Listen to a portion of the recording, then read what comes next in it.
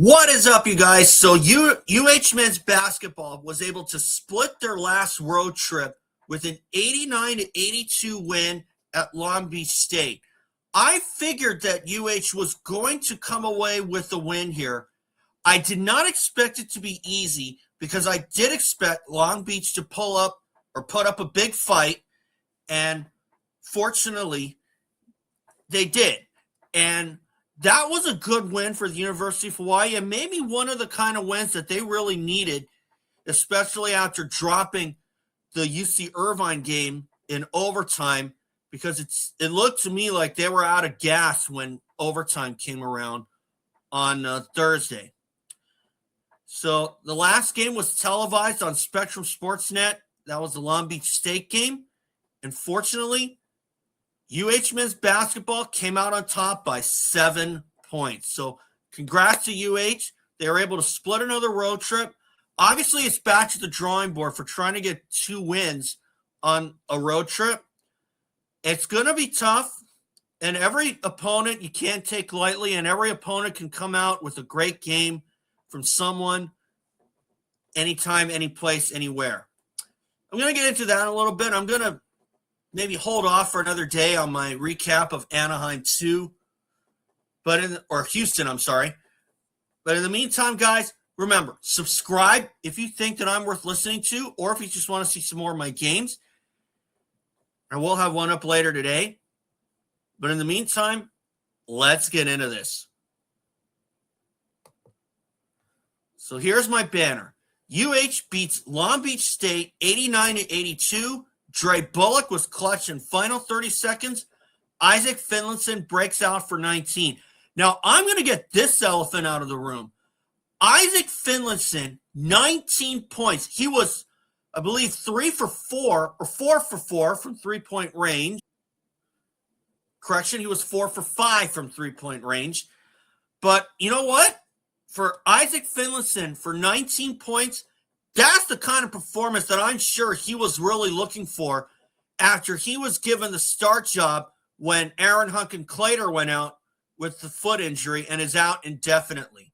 And I really hope that's not the end of Aaron Hunkin-Clater's tenure at the University of Hawaii, because there's absolutely no doubt that the University of Hawaii could have used his services for their win at Long Beach State. And could they have won at Irvine with Aaron out there? Possibly. I'm not saying it was definite, but they definitely would have had a better chance of doing so. And, you put Aaron out there, UH may not have been outscored 15-4 in overtime. But obviously that's in the past, and we're moving forward.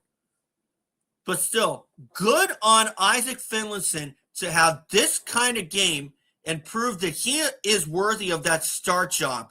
I'm not saying Isaiah Kerr should have gotten the nod, but still, I was looking for Finlinson to have a really good performance. Now, when he got that starting job, I thought that might be a momentum builder for him, and it took a while for him to finally realize that and maybe prove me right. But fortunately, he did so, going 4 or 5 from three-point range.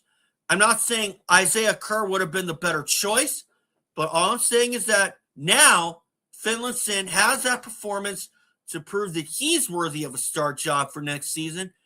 And as for Isaiah Kerr, I still think that he has proven himself worthy of a start job for next season. Should he choose to stay, of course.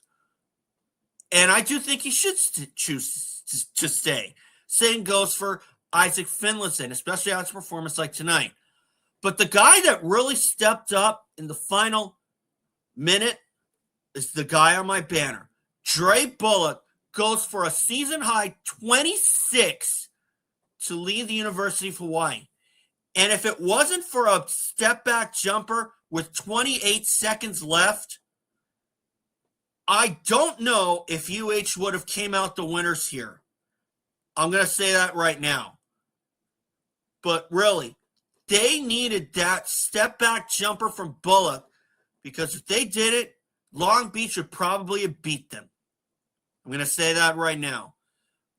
Or let alone, maybe they would have took it to overtime.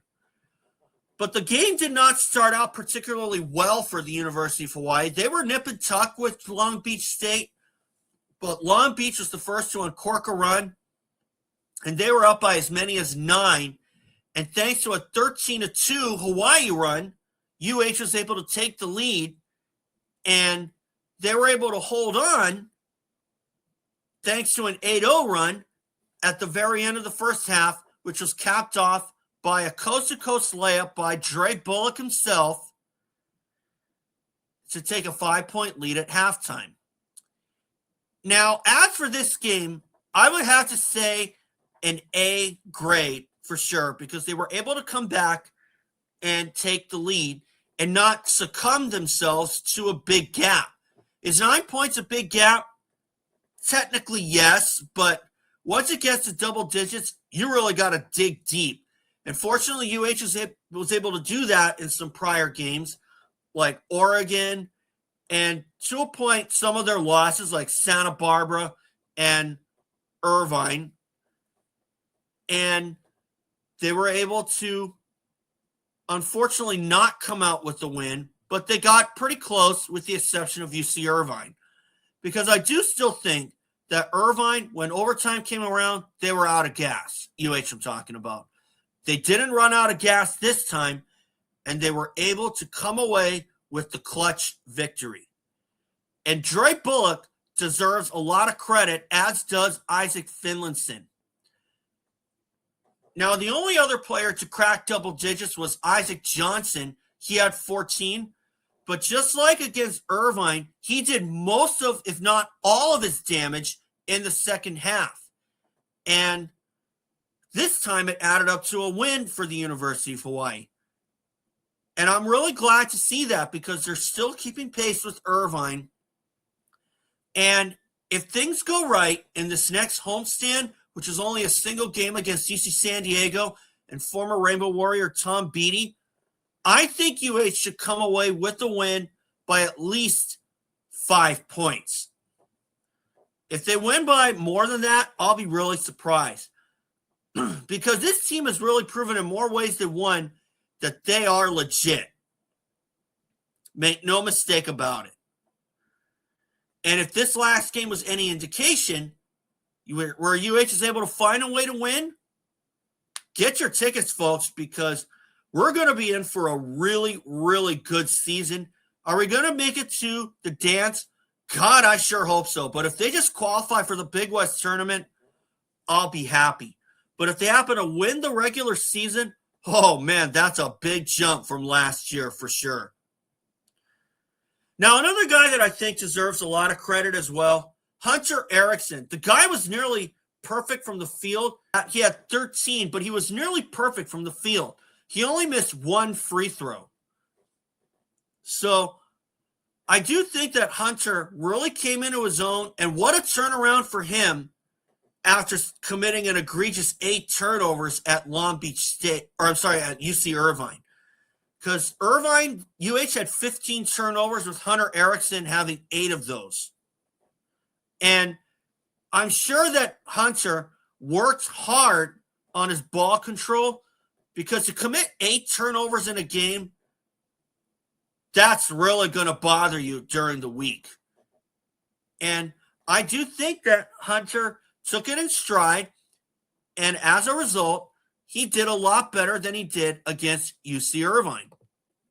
And in terms of turnovers, Hunter Erickson had just 2. And I would call that a much big I would call that a drastic improvement, because 2 turnovers is a heck of a lot better than 8.